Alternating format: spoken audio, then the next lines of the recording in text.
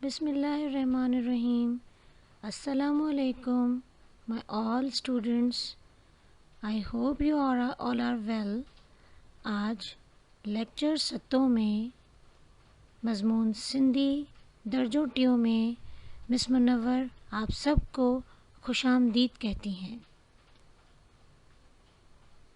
हमारे नए सबक की शुरुआत से पहले हम अपने पहले सबक का हमेशा की तरह जायज़ा लेते हैं। हमने सबक ठे से पहले पढ़ा था। सबक ठे में हमने क्या पढ़ा, क्या सीखा, आई होप आप सब इसको बहुत अच्छे तरीके से समझ गए होंगे और मेरे बच्चों ने सबक को याद करना भी शुरू कर दिया होगा। तो चलिए अब हम अपने नए सबक का बाकायदा आगाज़ करते हैं। आज हम सबक ठे की पढ़ाई और लिखाई भी करेंगे साथ साथ, ठीक है। अब सबक ठे जो है वो हमारे उर्दू के फ़े की तरह होता है, लेकिन इसके ऊपर 4 नुक्ते होते हैं। और उर्दू में तो पे हम कैसे लिखते हैं, पे के साथ अगर 2 चश्मे लगा दिए जाएं तो ये बन जाता है सबक ठे, ठीक है। तो सबसे पहले हम हमेशा की तरह उर्दू में इसका तर्जुमा पढ़ेंगे। तो सबक ठे में सिंधी का उर्दू तर्जुमा देखिए। नंबर 1, हियो फीतो आहे, ये पहिया है। फीतो कहते हैं टायर्स, गाड़ी के टायर्स हैं, मोटरसाइकिल के टायर्स हैं। अगर एक है तो वो पहिया है।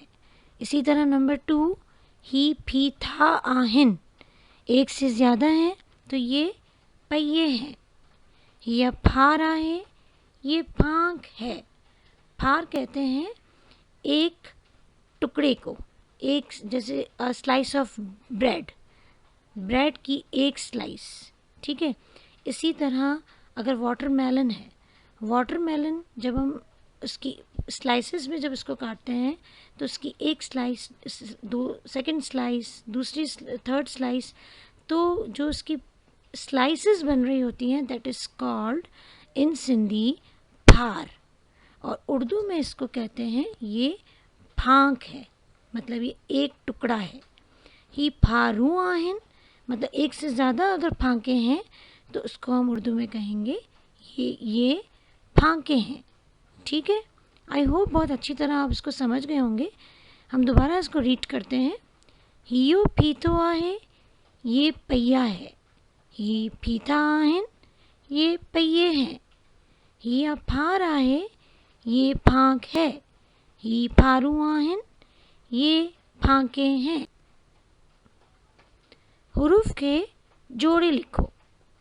सबसे पहले फे, टे, ये क्या मिलकर ये क्या लफ्ज़ बना है, आपको इसको जोड़ के बताना है।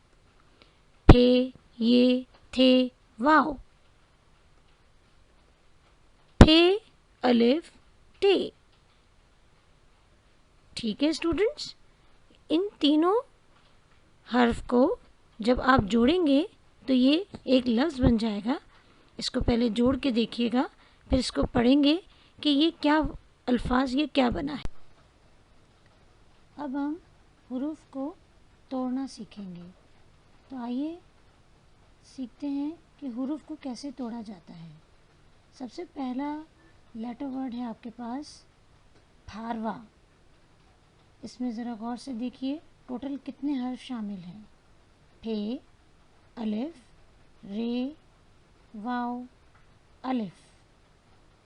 ये आपको सामने लिखना है।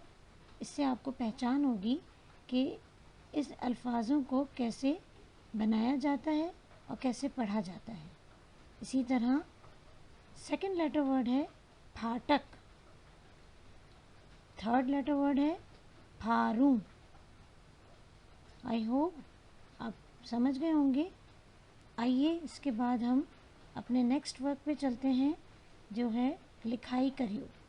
आपको राइटिंग करनी है, मश्क पढ़ो, एक कॉपी में लिखो।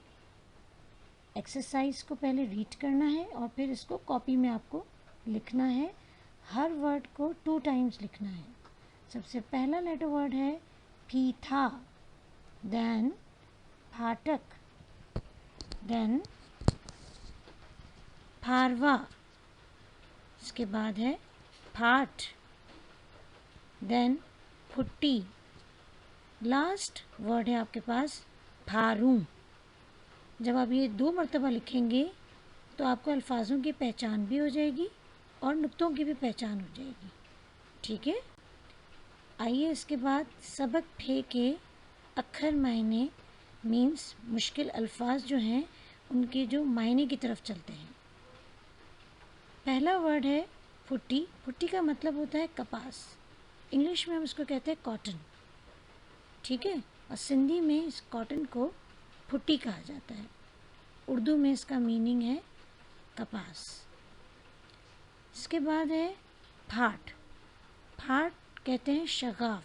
शगाफ मतलब किसी चीज़ पे कोई दरार पड़ जाना, शगाफ कहते हैं इसको। इसके बाद है फारवा। फारवा एक फल का नाम है जो फालसे से पहचाना जाता है। सिंधी में फारवा कहते हैं, उर्दू में हम इसको फालसे कहते हैं। आपने सब ने खाए होंगे फालसे, तो आपको पता है कि फालसे किस कलर के होते हैं। अब आज आपने ये भी जान लिया कि इसको सिंधी में क्या कहा जाता है।